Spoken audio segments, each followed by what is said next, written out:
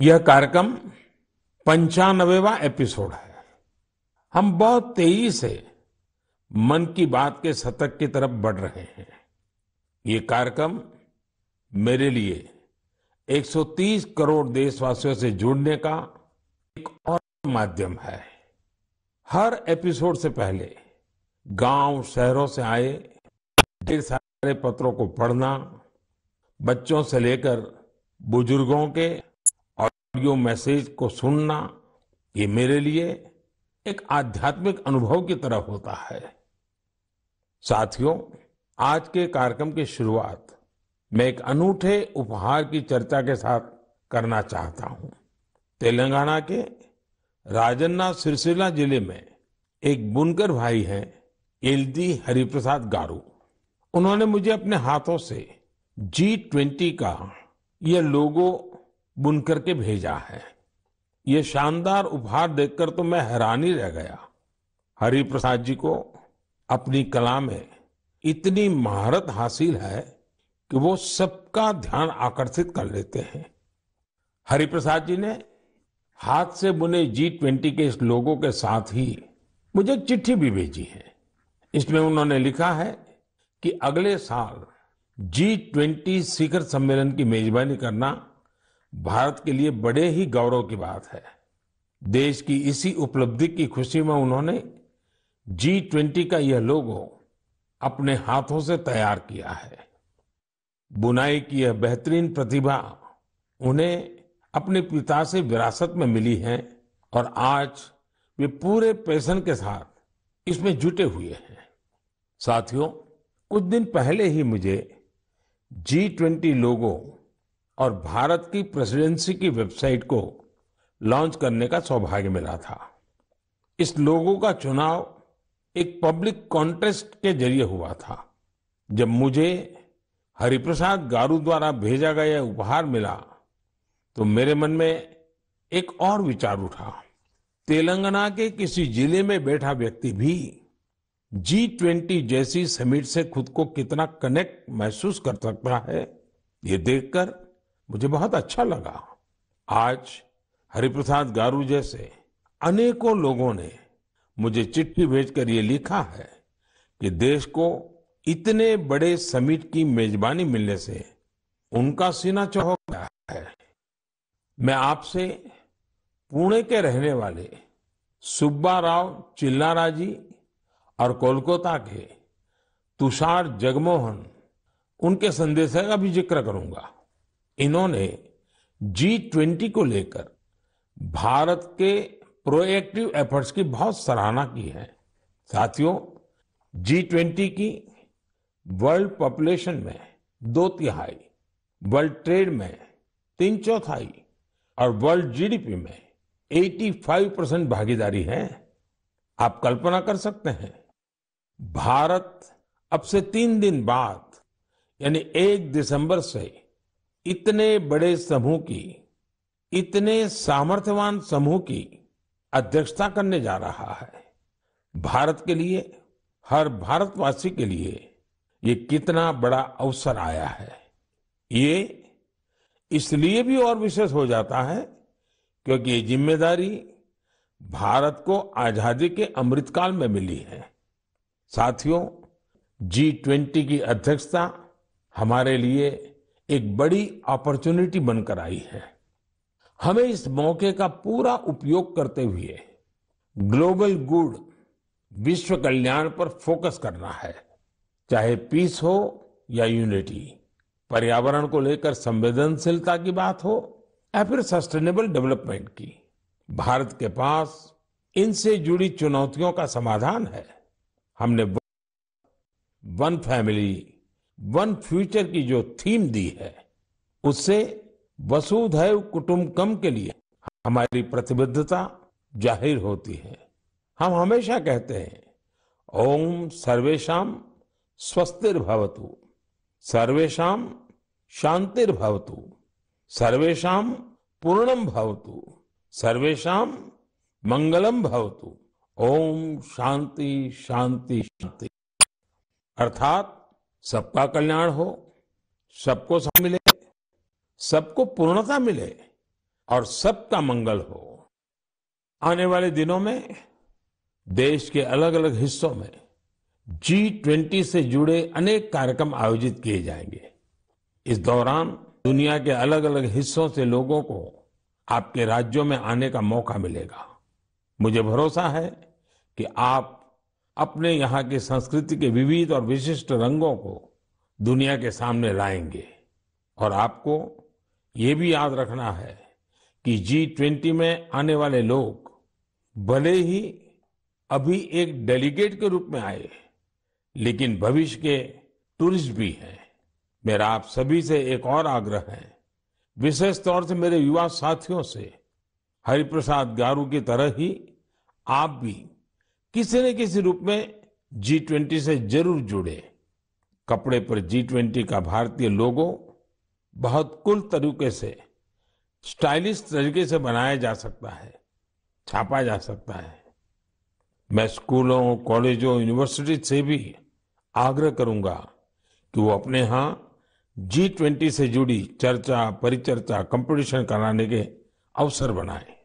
आप G20.in website पर जाएंगे तो आपको अपनी रुचि के अनुसार वहां बहुत सारी चीजें मिल जाएगी। मेरे प्यारे देशवासियों, 18 नवंबर को पूरे देश ने स्पेस सेक्टर में एक नया इतिहास बनते देखा। इस दिन भारत ने अपने पहले ऐसे रॉकेट को अंतरिक्ष में भेजा जिसे भारत के प्राइवेट सेक्टर ने डिजाइन और तैयार किया था। इस रॉकेट का नाम है विक्रम एस। श्रीहरिकोटा से स्वदेशी स्पेस स्टार्टअप के इस पहले रॉकेट ने जैसे ही ऐतिहासिक उड़ान भरी, हर भारतीय का सिर गर्व से ऊंचा हो गया। साथियों, विक्रम एस रॉकेट कई सारी खूबियों से लेस है। दूसरे रॉकेट्स की तुलना में यह हल्का भी है और सस्ता भी है। इसकी डेवलपमेंट कॉस्ट अंतरिक्ष अभियान से जुड़े दूसरे देशों की लागत से भी काफी कम है। कम कीमत में विश्व स्तरीय स्टैंडर्ड स्पेस टेक्नोलॉजी में अब तो ये भारत की पहचान बन चुकी है। इस रॉकेट को बनाने में एक और आधुनिक टेक्नोलॉजी का इस्तेमाल हुआ है। आप ये जानकर हैरान रह जाएंगे कि इस रॉकेट के कुछ जरूरी हिस्से 3D प्रिंटिंग के जरिए बनाए गए हैं। सही में विक्रम एस के मिशन को जो प्रारंभ नाम दिया गया है वो बिल्कुल फिट बैठता है। ये भारत में प्राइवेट स्पेस सेक्टर के लिए एक नए युग के उदय का प्रतीक है। देश में आत्मविश्वास से भरे एक नए युग का आरंभ। आप कल्पना कर सकते हैं, जो बच्चे कभी हाथ से हवाई जहाज में उड़े, उन्हें अब भारत में ही जहाज बनाने का मौका मिल रहा है। आप कल्पना कर सकते हैं कि जो बच्चे कभी चांद तारों को देखकर आसमान में आकृतियां बनाया करते थे, उन्हें अब भारत में ही रॉकेट बनाने का मौका मिल रहा है। स्पेस को सेक्टर के ले जाने के बाद युवाओं के ये सपने भी साकार हो रहे हैं। रॉकेट बना रहे ये युवा कह रहे हैं, sky is not the limit. साथियों, भारत स्पेस के सेक्टर में अपनी सफलता अपने पड़ोसी देशों से रहा है। लॉन्च जिसे भारत और भूटान ने मिलकर डेवलप किया है।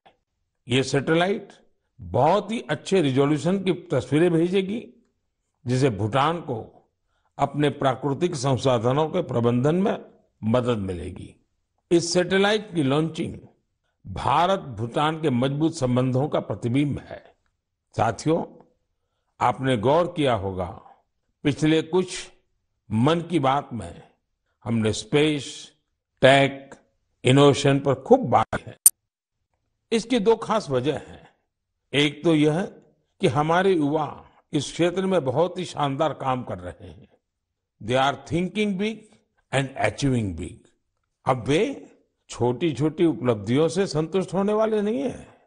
दूसरी यह कि इनोवेशन और वैल्यू क्रिएशन, इस रोमांचक सफर में वे अपने बाकी युवा साथियों और स्टार्टअप्स को भी एनकरेज कर रहे हैं। साथियों, जब हम टेक्नोलॉजी से जुड़े इनोवेशंस की बात कर रहे हैं, तो ड्रोन्स को कैसे भूल सकते हैं। ड्रोन के क्षेत्र में भी भारत तेजी से आगे बढ़ रहा है। कुछ दिनों पहले हमने देखा कि कैसे हिमाचल प्रदेश के किन्नौर में ड्रोन्स के जरिए सेब ट्रांसपोर्ट किए गए।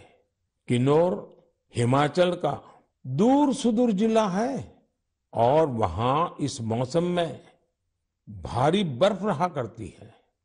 इतनी बर्फबारी में किन्नौर का हफ्तों तक राज्य के बाकी हिस्से से संपर्क बहुत मुश्किल हो जाता है। ऐसे में वहां से सेब का ट्रांसपोर्टेशन भी उतना ही कठिन होता है। अब ड्रोन टेक्नोलॉजी से हिमाचल के स्वादिष्ट किन्नौरी सेब लोगों तक और जल्दी पहुंचने लगेंगे।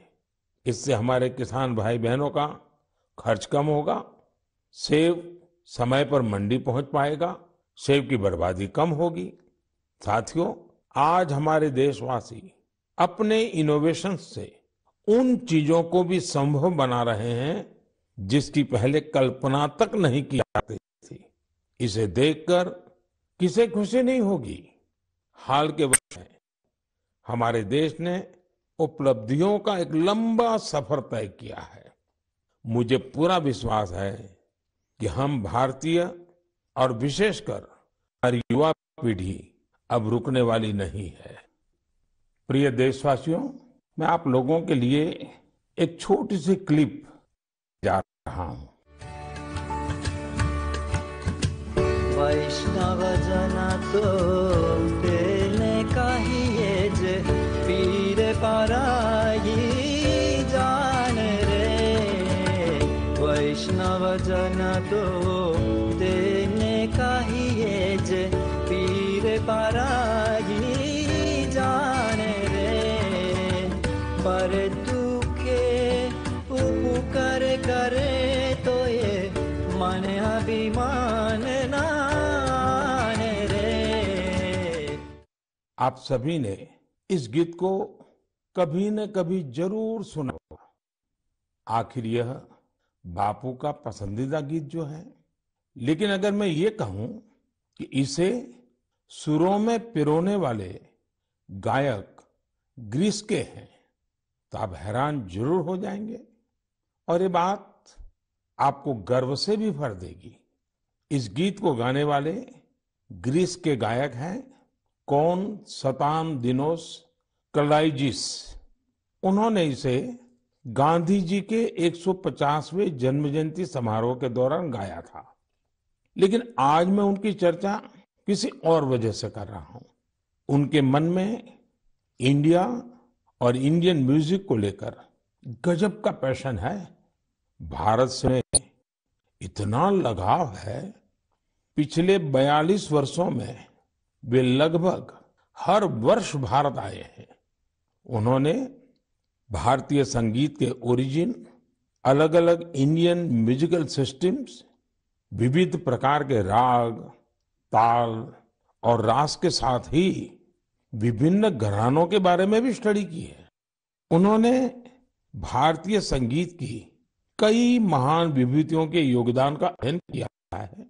भारत के क्लासिकल डांसेस के अलग अलग पहलुओं को भी उन्होंने करीब से समझा है। भारत से जुड़े अपने इन तमाम अनुभवों को अब उन्होंने एक पुस्तक में बहुत ही खूबसूरती से पिरोया है। इंडियन म्यूजिक नाम की उनकी बुक में लगभग 760 तस्वीरें हैं। इनसे अधिकांश तस्वीरें उन्होंने खुद ही की है। दूसरे देशों में भारतीय संस्कृति को लेकर ऐसा उत्साह और आकर्षण वाकई आनंद से भर देने वाला है। साथियों, कुछ सप्ताह पहले एक और खबर आई थी जो हमें गर्व से भरने वाली है। आपको जानकर अच्छा लगेगा कि बीते 8 वर्षों में भारत से म्यूजिकल इंस्ट्रूमेंट्स का एक्सपोर्ट 3.5 गुना बढ़ गया है। इलेक्ट्रिकल म्यूजिकल इंस्ट्रूमेंट्स की बात करें तो इनका एक्सपोर्ट 60 गुना बढ़ा है। इससे पता चलता है कि भारतीय संस्कृति और संगीत का क्रेज दुनिया भर में बढ़ रहा है। इंडियन म्यूजिकल इंस्ट्रूमेंट्स के सबसे बड़े खरीदार यूएसए, जर्मनी, फ्रांस, जापान और यूके जैसे विकसित देश हैं। हम सभी के लिए सौभाग्य की बात है कि हमारे देश में म्यूजिक, डांस और आर्ट की इतनी समृद्ध विरासत है। साथियों, महान मनीषी कवि भर्तृहरि को हम सब उनके द्वारा रचित नीति शतक के लिए जानते हैं। एक श्लोक में वे कहते हैं कि कला, संगीत और साहित्य से हमारा लगाव ही मानवता की असली पहचान है। वास्तव में हमारी संस्कृति इसे ह्यूमैनिटी से भी ऊपर डिविनिटी तक ले जाती है। वेदों में सामवेद को तो हमारी विविध संगीतों का स्रोत कहा गया है। माँ सरस्वती की वीणा हो, भगवान श्री कृष्ण की बांसुरी हो या फिर भोलेनाथ का डमरू, हमारे देवी देवता भी संगीत से अलग नहीं है। हम भारतीय हर चीज में संगीत तलाश ही लेते हैं, चाहे वह नदी की कलकल हो, बारिश की बूंदें हो, पक्षियों का कलरव हो या फिर हवा का गूंजता स्वर। हमारी सभ्यता में संगीत हर तरफ समाया हुआ है। यह संगीत न सिर्फ शरीर को सुकून देता है, बल्कि मन को भी आनंदित करता है। संगीत हमारे समाज को भी जोड़ता है। यदि भांगड़ा और लावणी में जोश और आनंद का भाव है, तो रविंद्र संगीत हमारी आत्मा को आह्लादित कर देता है। देश भर के आदिवासियों की अलग अलग तरह की संगीत परंपराएं, ये हमें आपस में मिलजुल कर और प्रकृति के साथ रहने की प्रेरणा देती है। साथियों, संगीत की हमारी विधाओं ने न केवल हमारी संस्कृति को समृद्ध किया है, बल्कि दुनिया भर के संगीत पर अपनी अमिट छाप भी छोड़ी है। भारतीय संगीत की ख्याति विश्व के कोने कोने में फैल चुकी है। मैं आप लोगों को एक और ऑडियो क्लिप सुनाता हूं।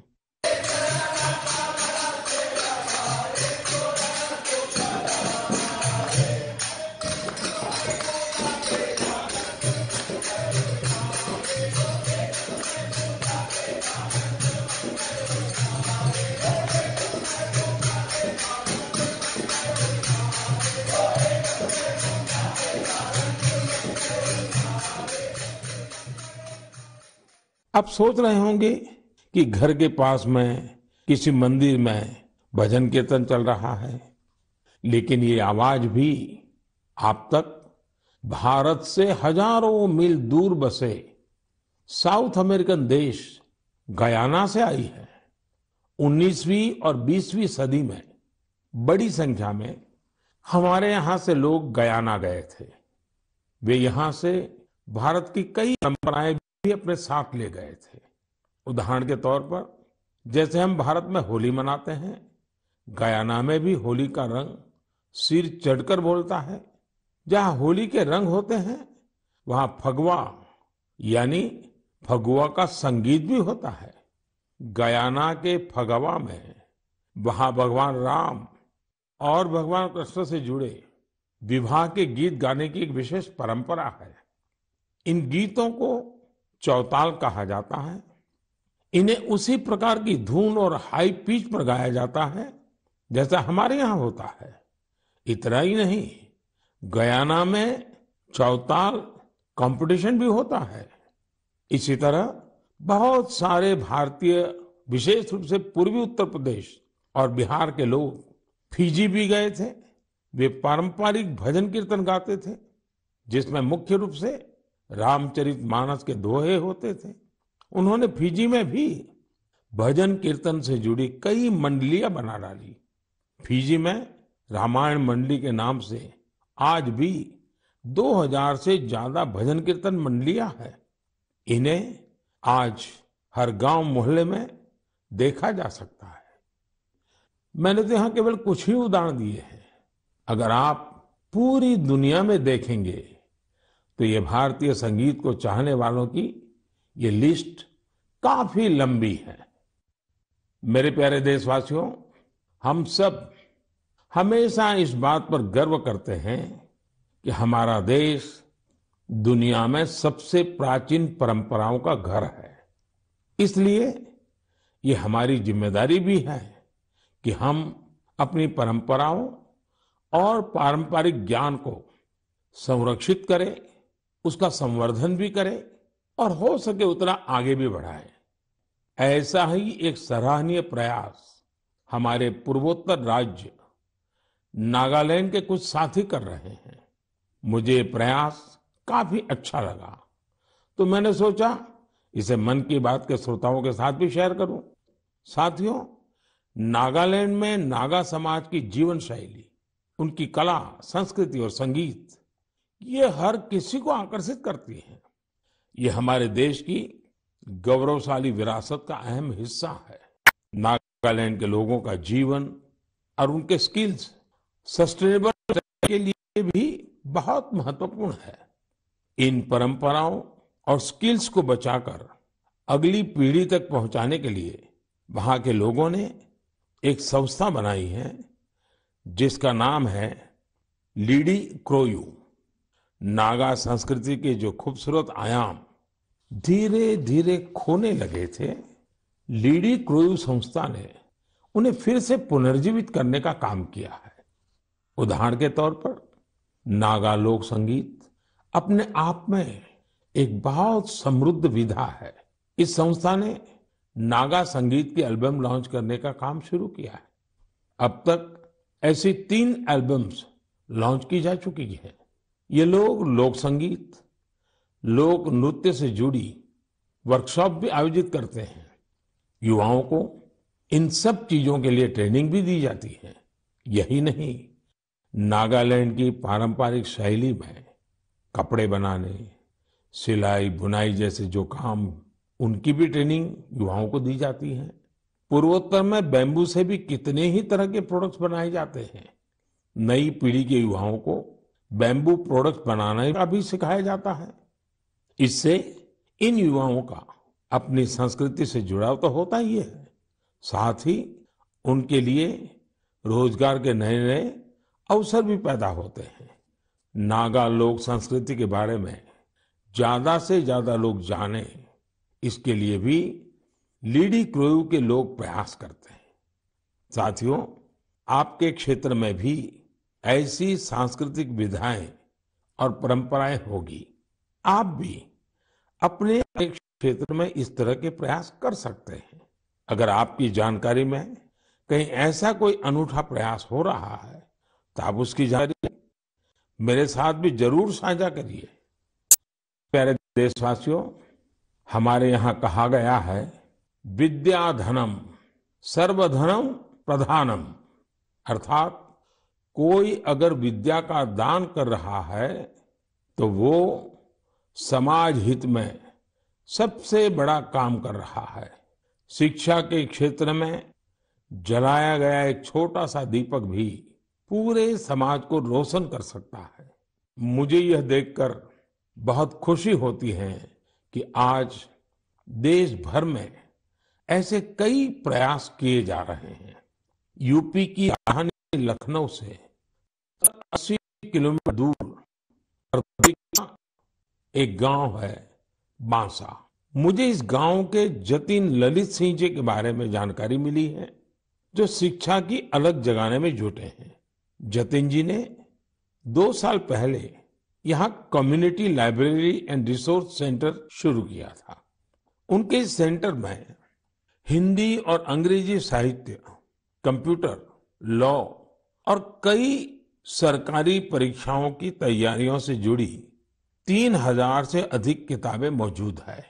इस लाइब्रेरी में बच्चों की पसंद का भी पूरा ख्याल रखा गया है। यहाँ मौजूद कॉमिक्स की किताबें हो या फिर एजुकेशनल टॉयज बच्चों को खूब भा रहे हैं। छोटे बच्चे खेल खेल में यहाँ नई नई चीजें सीखने आते हैं। पढ़ाई ऑफलाइन हो ऑनलाइन, करीब 40 वॉलंटियर्स इस सेंटर पर स्टूडेंट्स को गाइड करने में जुटे रहते हैं। हर गांव के तकरीबन 80 विद्यार्थी इस लाइब्रेरी में पढ़ने आते हैं। साथियों, झारखंड के संजय कश्यप जी भी गरीब बच्चों के सपनों को नई उड़ानें दे रहे हैं। अपने विद्यार्थी जीवन में संजय जी को अच्छी पुस्तकों की कमी का सामना करना पड़ा था। ऐसे में उन्होंने ठान लिया कि किताबों की कमी से वे अपने क्षेत्र के बच्चों का भविष्य अंधकारमय नहीं होने देंगे। अपने इस मिशन की वजह से आज वो झारखंड के कई जिलों में बच्चों के लिए लाइब्रेरी मैन बन गए हैं। संजय जी ने जब अपनी नौकरी की शुरुआत की थी, उन्होंने पहला पुस्तकालय अपने पैतृक स्थान पर बनवाया था। नौकरी के दौरान उनका जहां भी ट्रांसफर होता था, वहां वे गरीब और आदिवासी बच्चों की पढ़ाई के लिए लाइब्रेरी खोलने के मिशन में जुट जाते हैं।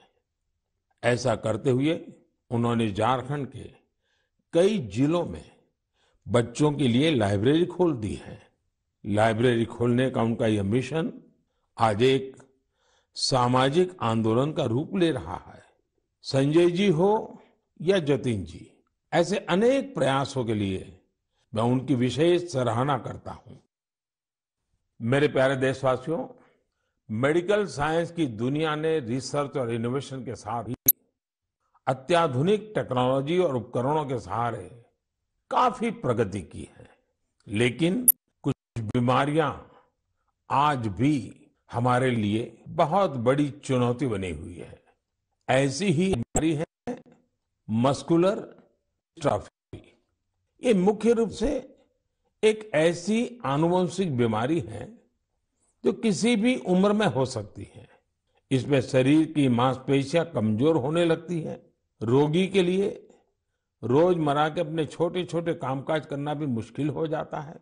ऐसे मरीजों के उपचार और देखभाल के लिए बड़े सेवाभाव की जरूरत होती है। हमारे यहाँ हिमाचल प्रदेश में सोलन में एक ऐसा सेंटर है जो मस्कुलर डिस्ट्रॉफी के मरीजों के लिए उम्मीद की नई किरण बना है। इस सेंटर का नाम है मानव मंदिर। इसे Indian association of muscular dystrophy द्वारा संचालित किया जा रहा है। मानव मंदिर अपने नाम के अनुरूप ही मानव सेवा की अद्भुत मिसाल है। यहाँ मरीजों के लिए ओपीडी और एडमिशन की सेवाएं 3-4 साल पहले शुरू हुई थी। मानव मंदिर में करीब 50 मरीजों के लिए बेड्स की सुविधा भी है। फिजियोथेरेपी, इलेक्ट्रोथेरेपी और हाइड्रोथेरेपी के साथ साथ योग प्राणायाम की मदद से भी यहाँ रोग का उपचार किया जाता है। साथियों, हर तरह की हाईटेक सुविधाओं के जरिए इस केंद्र में रोगियों के जीवन में सकारात्मक बदलाव लाने का भी प्रयास होता है। मस्कुलर डिस्ट्रॉफी से जुड़ी एक चुनौती इसके बारे में जागरूकता का अभाव भी है। इसलिए यह केंद्र हिमाचल प्रदेश ही नहीं, देश भर में मरीजों के लिए जागरूकता शिविर भी आयोजित करता है। सबसे ज्यादा हौसला देने वाली बात यह है कि इस संस्था का प्रबंधन मुख्य रूप से इस बीमारी से पीड़ित लोग ही कर रहे हैं।